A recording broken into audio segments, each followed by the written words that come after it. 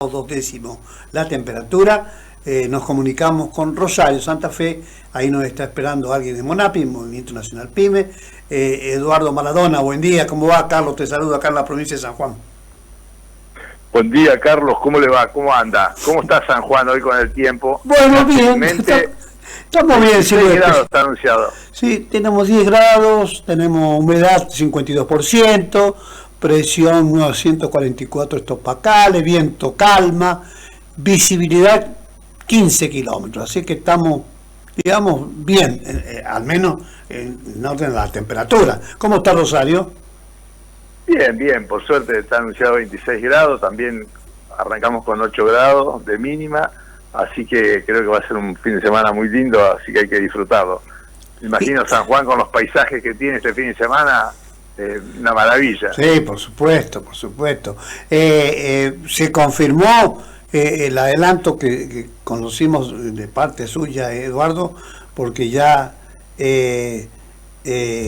tensa calma digamos, de asesinato y de cosas fuertes en Rosario, esa paz que está, como bien decíamos en aquel momento, negociada, entre comillas, de un lado y de otro, con lo cual uno no puede dejar de decir qué puede pasar dentro de 5 minutos, ¿no? Sí, hubieron algunas balaceras sin muertes, felizmente, y hay que recuperar la calma de Rosario y el turismo que se estaba perdiendo. Así que se están recuperando los eventos, que es importante. Ya, imagínate que no querían venir en los campeonatos de rugby infantiles, no querían mandar los padres a los hijos, no querían viajar porque estaban atemorizados. Bueno, felizmente se está recuperando de a poco la ciudad, que es importante, y independientemente de los arreglos entre las bandas, necesitamos recuperar la economía de Rosario y la región, por supuesto. Claro, claro. Bueno, nos metemos en lo nuestro que tiene que ver con Monapi, Movimiento Nacional PYME, cómo están las conversaciones, qué es lo que está pasando me estaban comentando que el trabajo sigue su curso como lo hacen ustedes, tratando de no suspender el diálogo, porque esa es la clave. Hay muchos que no entienden en el Congreso de la Nación y otros que entienden demasiado qué cosas tienen que hacer, cómo tienen que votar, a quién tienen que favorecer, cuáles son los negocios que hay en cierne. Hay muchas cosas, ¿no? Así es, Carlos. Bueno, no sé si te comenté que hubo una reunión muy importante en la Bolsa de Comercio de Rosario, con funcionarios del Ministerio de Economía. Estuvo el secretario de Coordinación de Producción, Juan Pozo, el secretario de la Pequeña y Mediana Empresa, Marcos Ayerra, el secretario de Comercio e Industria, Pablo Lovigné, y el director del Banco Central de la República Argentina, Federico Furiese. La mirada de ellos es una mirada, desde luego, oficialista, positiva. Contaron un poco, ¿no es cierto?, cómo están bajando la inflación y qué pasó con las LELIQ, que pasaron a ser una bola de letras del Tesoro, para que los bancos auspicien como banco, ¿no es cierto?, dando créditos a las pymes, porque la verdad que los bancos vivían más de los intereses de toda esta timba que de lo que realmente necesita la Argentina para despegar. Claro.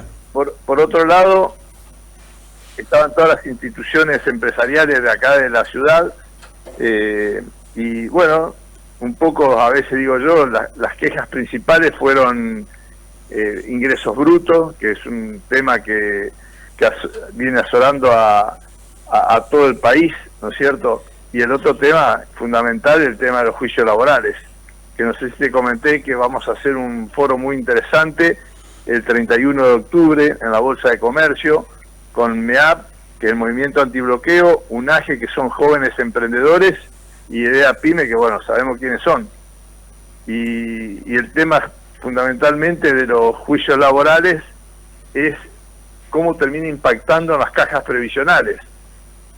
Y no sé si te comenté todo esto ya anteriormente. No, está bien, no me lo había comentado, pero básicamente son cosas muy salientes, porque bueno, acá hace falta lograr estos progresos, pero bueno, recién hace un ratito Martín Redrado por Radio Mitre dijo que la baja del dólar ayer es como consecuencia del blanqueo que se va dando, y si no hay un plan de estabilización y un programa, es bastante difícil salir de esta situación. Bueno, habrá que ver, ¿no? Porque escuchar a gente así que tiene conocimiento es importante, pero también hay que escuchar a los demás, ¿no?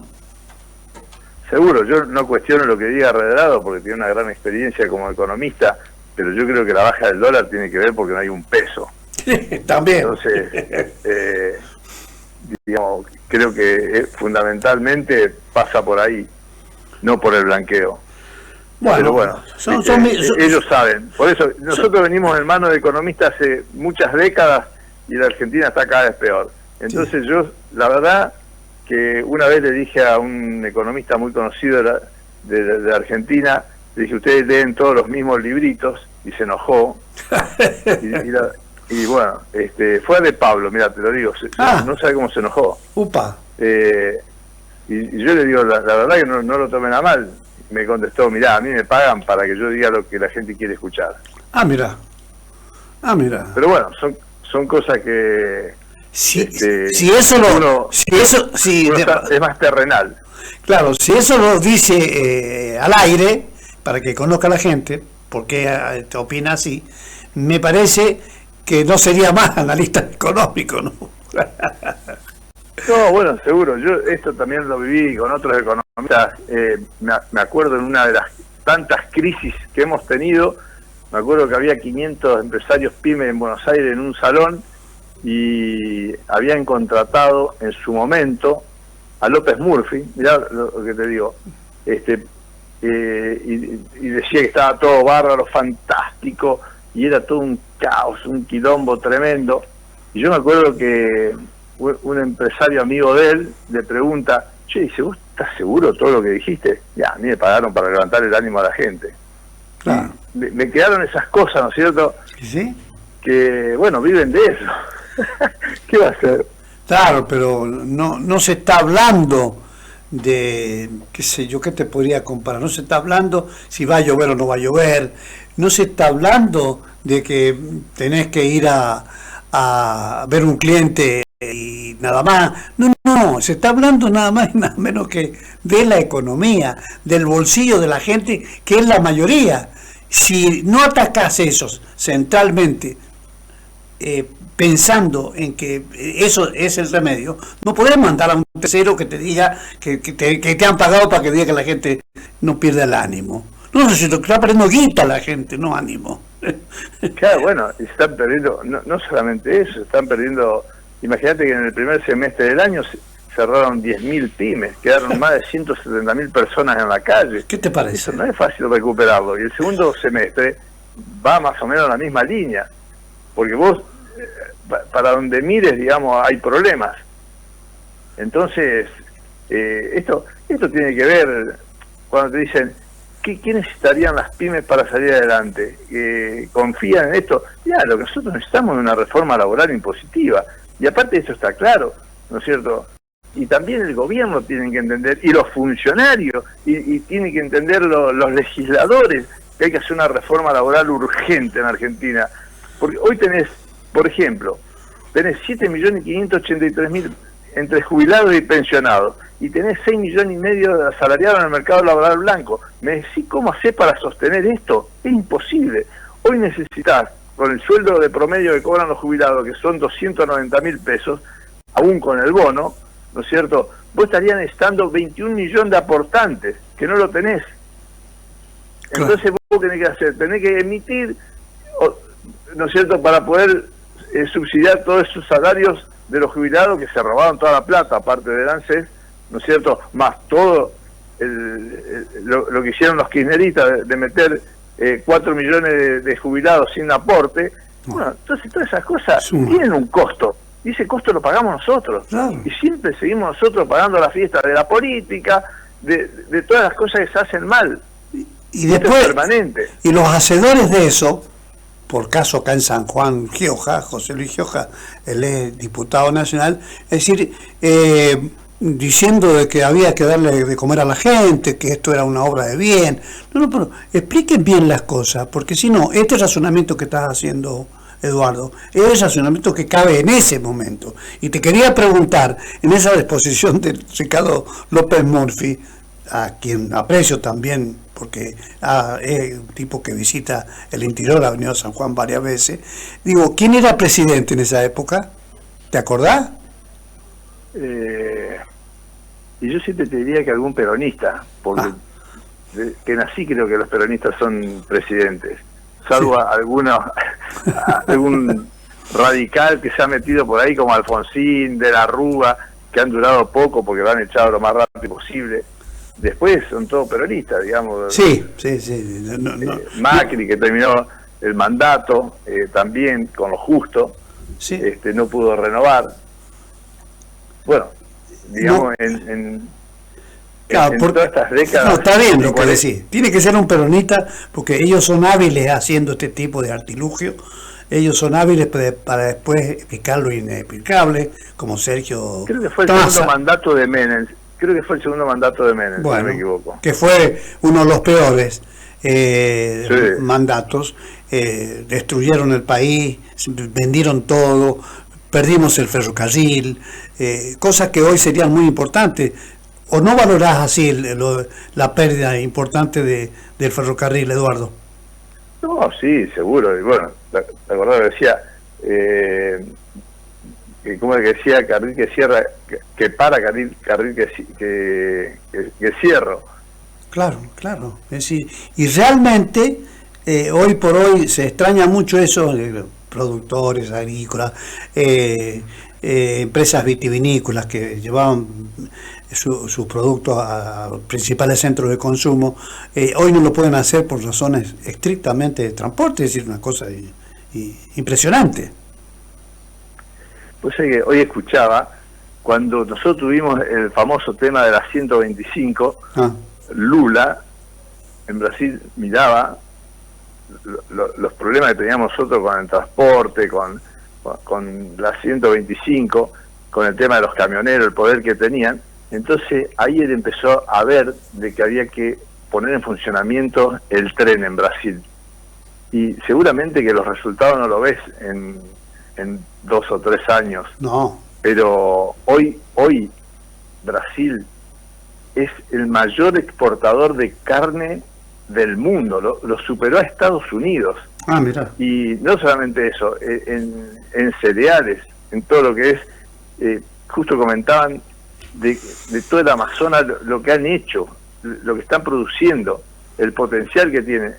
Entendieron que el transporte tiene que ser a través del ferrocarril y no de los camiones. De los camiones seguro que es un complemento, pero digamos la cercanía y el costo pasa por el transporte. Nosotros acá tenemos, los fletes son carísimos. Hoy escuchaba, por ejemplo, traer de China a Argentina sale más barato que traer de San Juan a Rosario, por ejemplo, mercadería. Entonces, algo no anda bien, algo no funciona. Ahora, ¿qué hacen? Seguimos mirando para los costados y no atacamos los problemas. ¿Viste? Tenemos que terminar con esta historia en Argentina. Y yo creo que acá me está escribiendo un oyente, Eduardo, que en esa época del menemismo el negocio fue entre Menem y Moyano.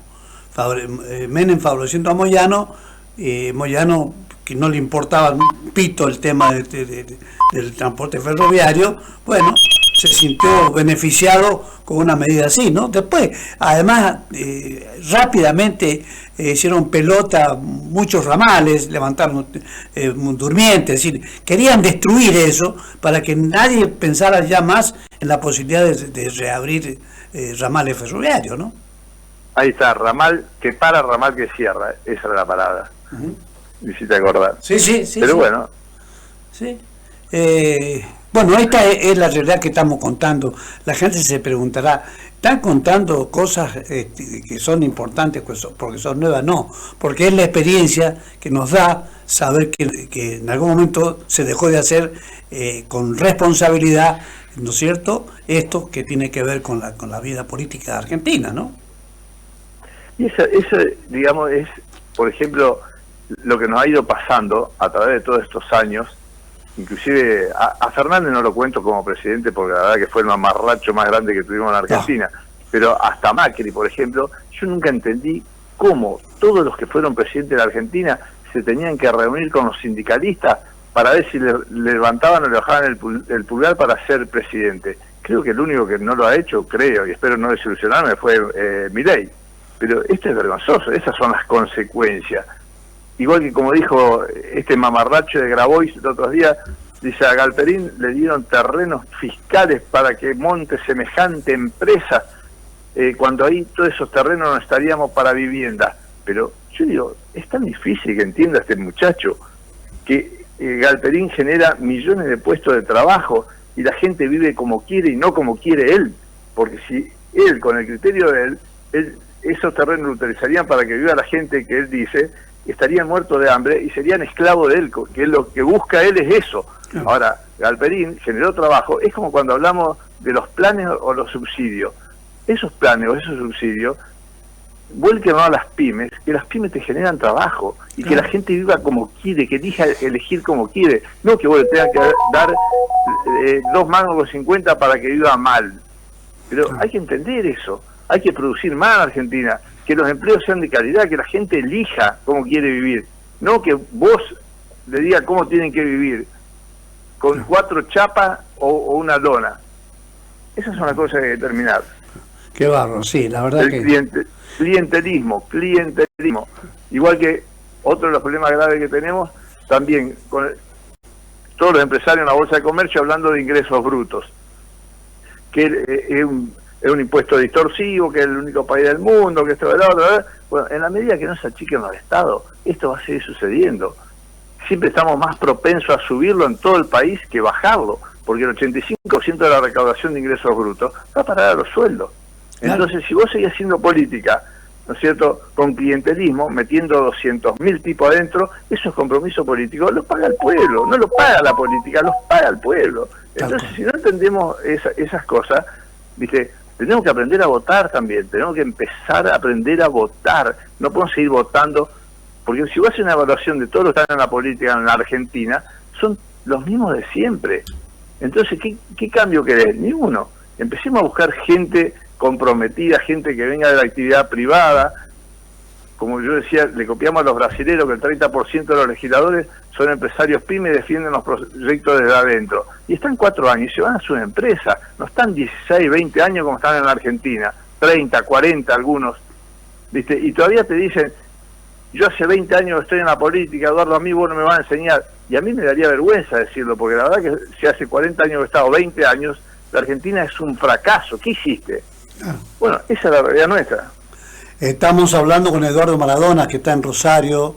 Él es del Movimiento Nacional PYME, él es un trabajador y un hacedor de estas cosas que tienen que ver con la PYME, porque verdaderamente uno tiene que ser cuidadoso en esto, de creer de que todo está todo solucionado, porque los dirigentes políticos prometen cosas que saben muy bien que no la van a cumplir. Por eso la Argentina debe 434.000 millones de dólares.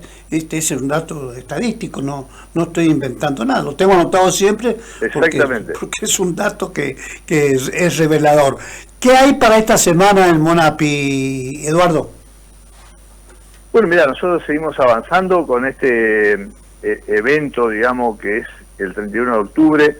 Vamos a poner un abogado laboralista, que es Jorge Eduardo Zamoulián, que es el que está presentando los proyectos de Verónica Racini en el Congreso y se están tratando, ¿no es cierto? Por otro lado, queremos poner la pata del Estado, que seguramente va a venir Marcos Ayerra, y después empresarios PYME, y queremos demostrar cómo impactan los juicios laborales, que te doy un adelanto. En el 2020 teníamos 40.000 juicios laborales, y en el 2024 tenemos 120.000 juicios laborales.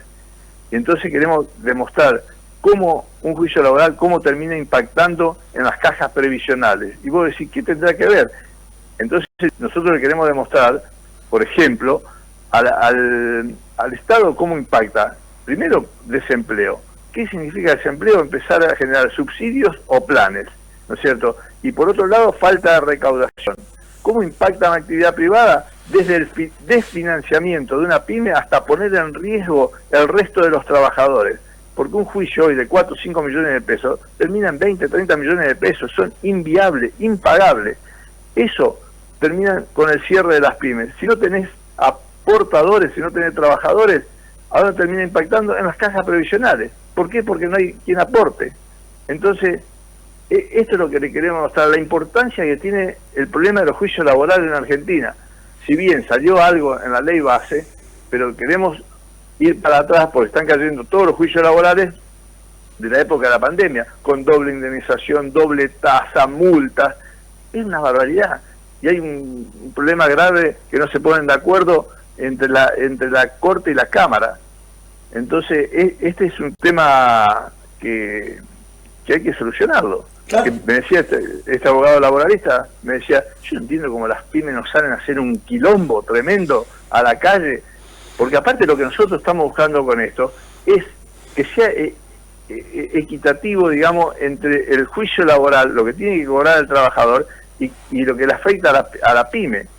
Entonces, estas son las cosas que estamos buscando. Un trabajador también con un juicio laboral no puede estar 10 años para cobrar, únicamente en este país. Claro. ¿Por qué? Porque no tenemos una modernización laboral. Un trabajador se fue o lo despidieron por X motivo y 48 horas tiene que cobrar la indemnización, pero tiene que ser una indemnización acorde a lo que puede pagar una pyme, a las necesidades, y lo que digo yo, sin desfinanciar a una pyme y sin poner en riesgo al resto de los trabajadores. Porque vos, si tenés que pagar una cifra de esta, directamente terminan cerrando, porque no lo pueden pagar. Sí, y se termina el proyecto. Eduardo, nos encontramos en una semana contigo, ¿te parece? Carlos, un abrazo grande, buen fin de semana. Muchas gracias. Ahí estaba Eduardo Maradona con nosotros acá en Todos Somos Pymes. Bueno, importante porque vamos actualizándonos de muchas cosas que tienen que ver con la economía por un lado y la situación de las pymes. Desde la mañana, 40 minutos